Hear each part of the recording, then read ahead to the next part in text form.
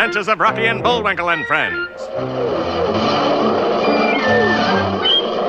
Starring that jetty Jerry O'Lace, Rocket J. Squirrel, and his pal, Bullwinkle the Moose.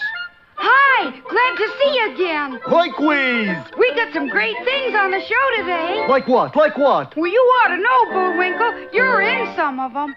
Well, let's get started.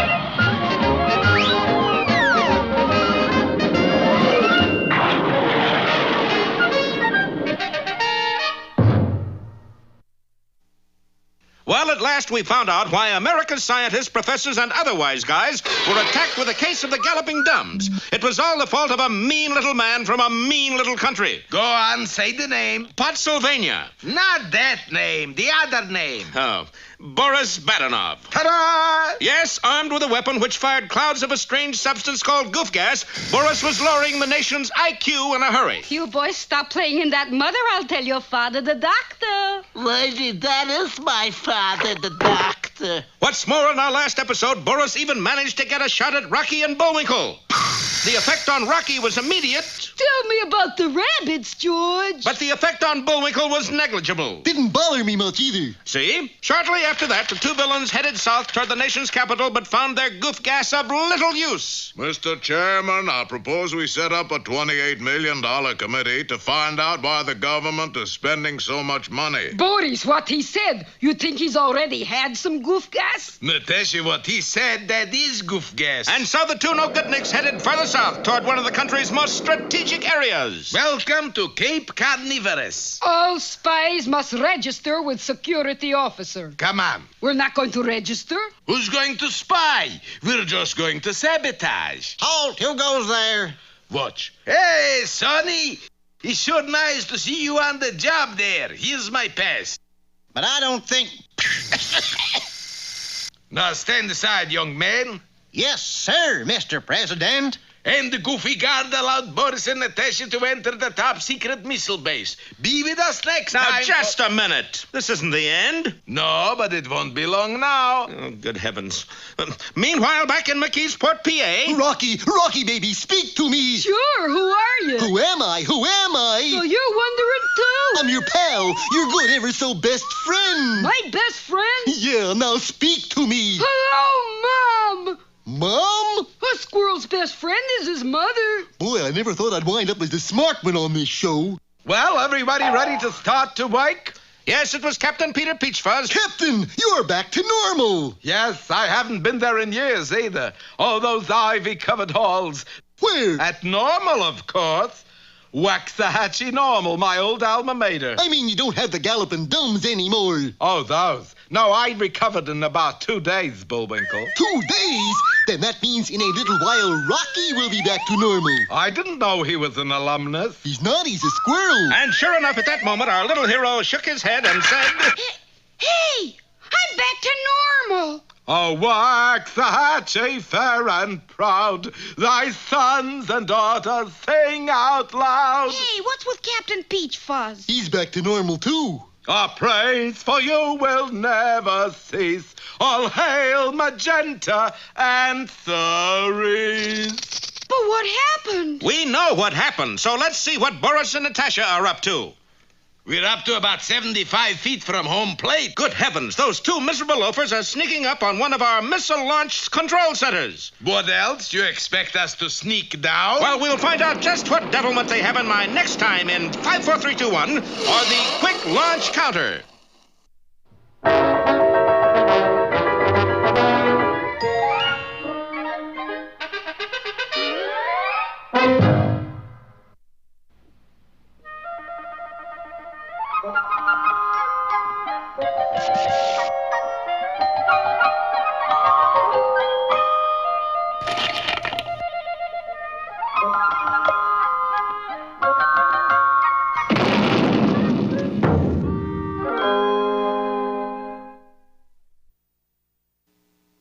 Jack B. Nimble was his name, a sly-footed rascal who prowled through castle basements long after everyone had gone to bed.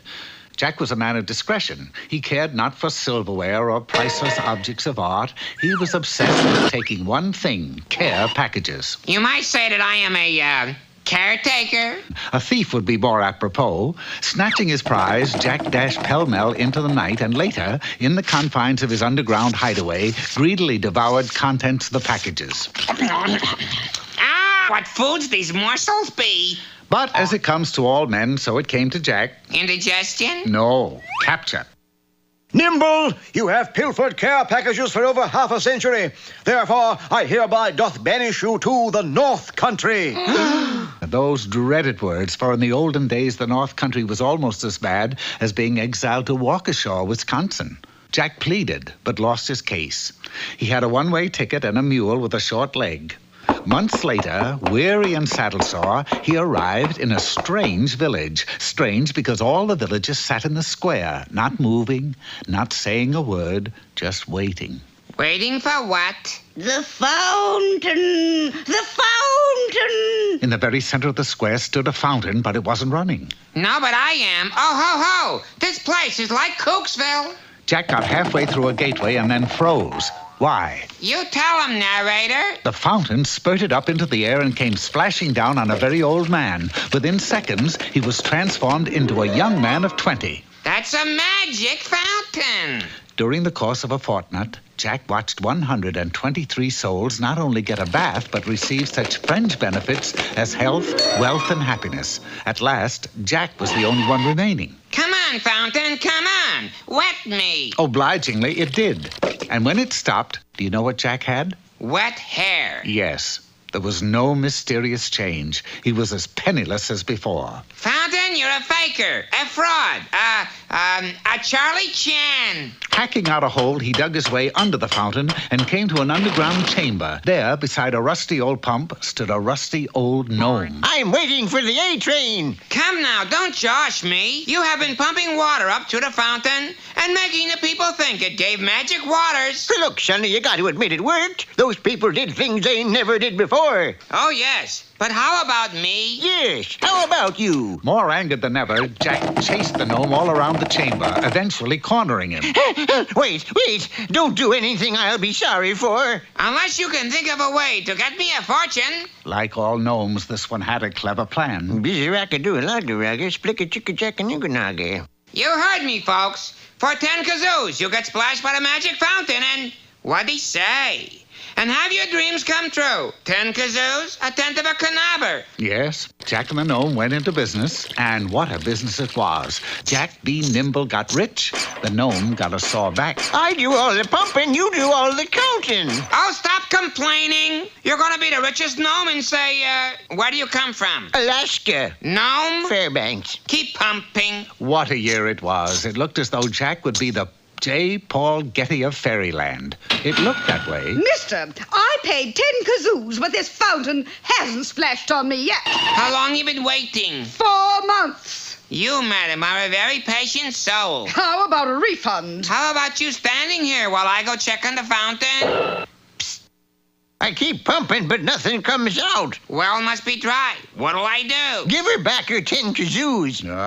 But Jack had tasted riches and had no intention of returning the money. Instead, he grabbed a bucket of water. All right, lady. Close your eyes, and a magic fountain will splash you. Wonderful. Jack heaved the water just as a sudden cold snap set in. Midway to its mark, the water froze. Mr. Nimble, you have committed a very serious offense. But, Your Honor, all I did was hit some dumb broad with a bucket of ice. Allow me to introduce you to my wife, Gloria. Give him life, Henry. Jack got 30 years. But was he unhappy? Oh, my, no. You see, his cell window overlooked the village square. Every day, some poor soul would come and stand under the fountain waiting for it to splash. But Jack knew that the gnome had gone home to Fairbanks, and the fountain would never run again. This struck him as funny. It gave the village a bad name, and you spell it E-S-C-R-O. So the next time someone tells you to put your house in escrow, don't you do it.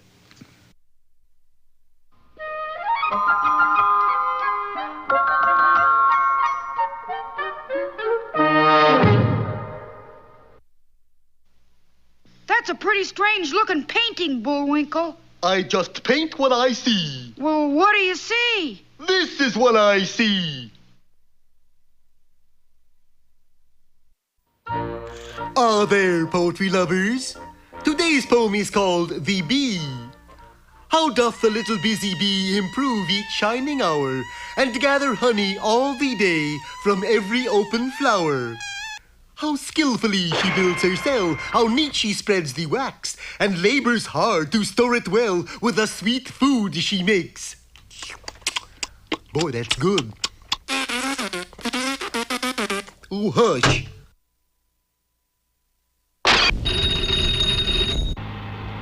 Uh-oh. Touchy, aren't they? Oh! In works of labor or of skill, I would be busy too. For Satan finds some mischief still for idle hands to do.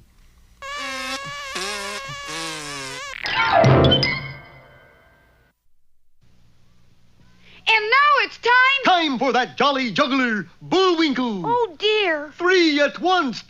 1, 2, And now here's a feature you're sure to like. 3.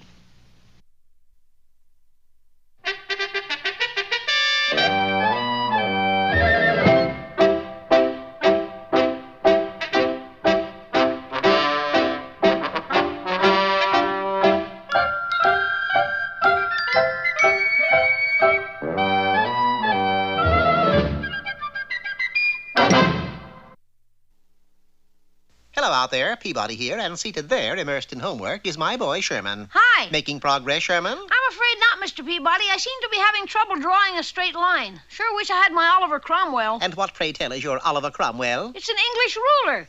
I had it in my desk yesterday, but I seem to have... That's enough homework, Sherman. Go set the Wayback Controls for the year 1539. Where are we off to today? You should be off to bed. Instead, I am taking you back to visit another English ruler, Henry VIII.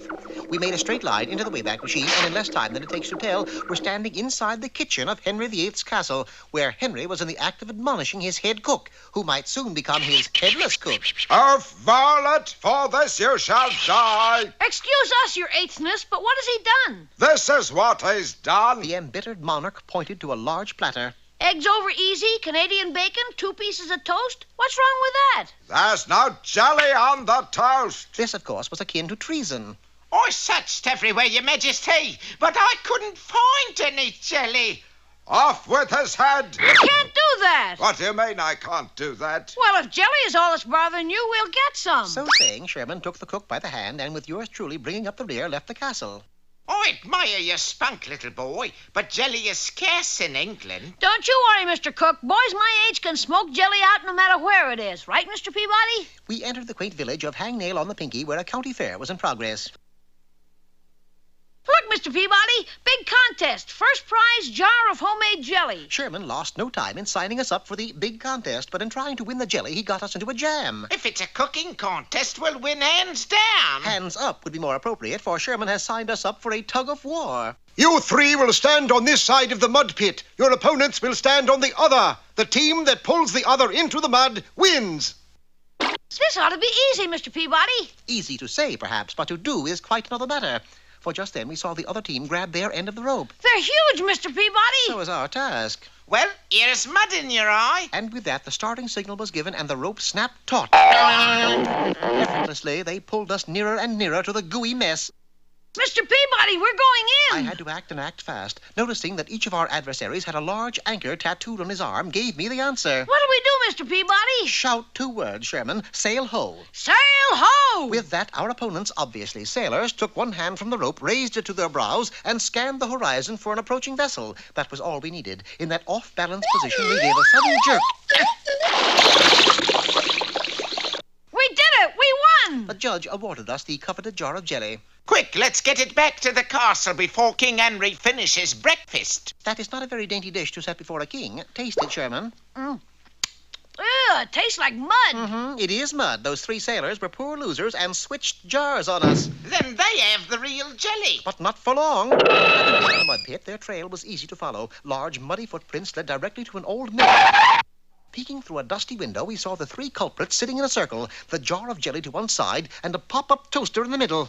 Good heavens, that toast'll be done any second. Then it's good boy jelly. There's not a moment to lose. Fortunately, this was an old flour mill, so I instructed the cook to whip up some custard pies post-haste, which he managed to do in an incredibly short time. What shall I do with them? They're ammunition. Stand here and fire when I give the word. The toast is popping, Mr. Peabody. So am I. You can imagine their shock when I dashed into their midst and plucked the jar of jelly. Go, blimey, it's him what put us into the blinking mud. Grab him, boys! But before they could touch me, I lateraled the jelly to Sherman, who was standing in the doorway. Run, Sherman! And run he did with the scumbags hot on his heels. But no sooner did they emerge from the mill. Fire when ready!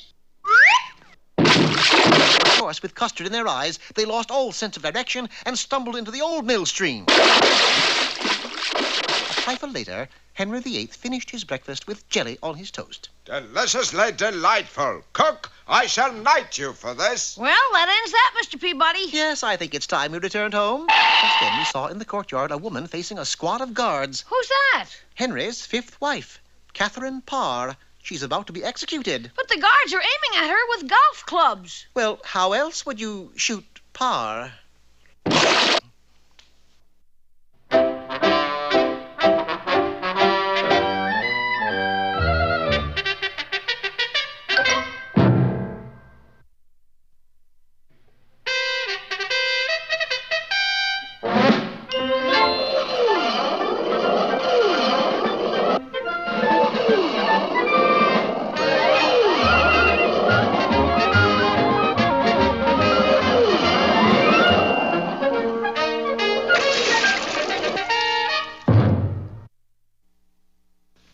Last time, Boris and Natasha had managed to smuggle their Goof gas gun onto one of our secret missile bases. Oh, is there no way they can be stopped? Only if the show is cancelled, buddy.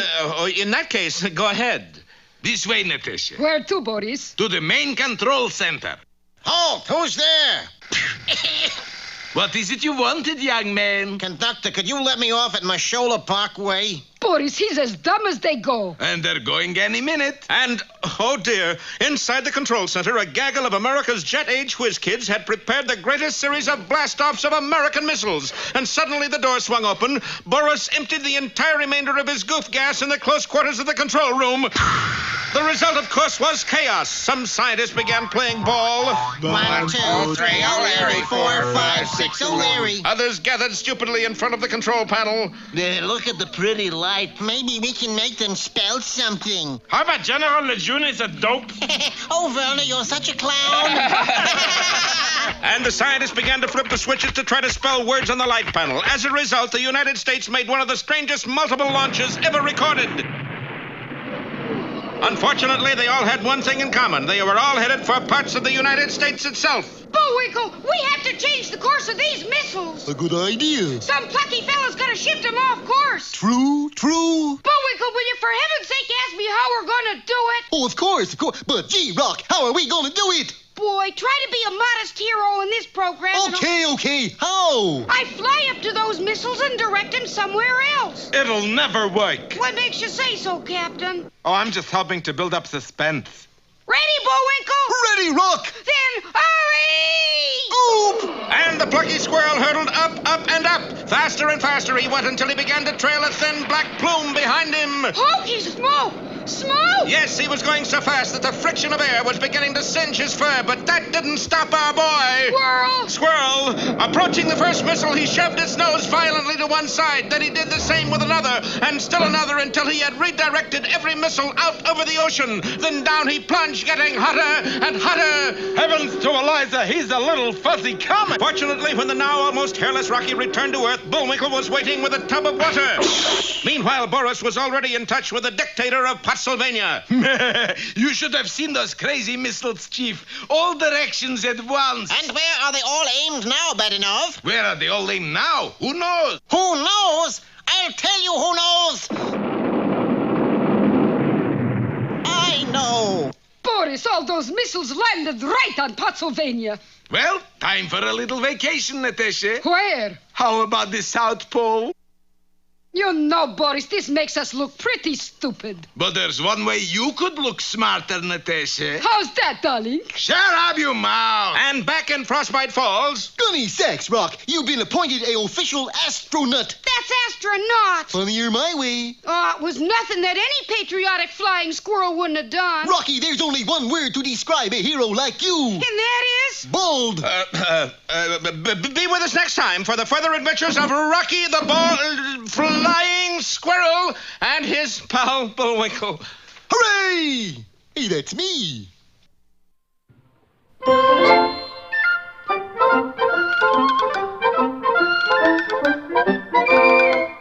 Well, I guess that about wraps up another Rocky show. Certainly hope you enjoyed it. I did. I always say... Bullwinkle, time for us to go. Already? Okay, but first, here are some of the people who made this show impossible.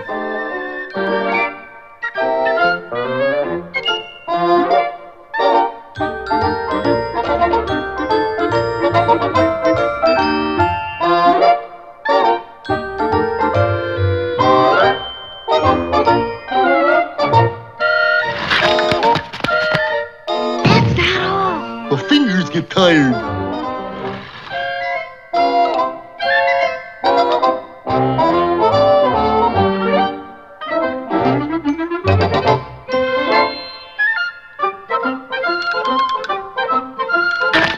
Oop! Got away from me again. Well, see you next time. Ready, Bullwinkle? Alley! Oop!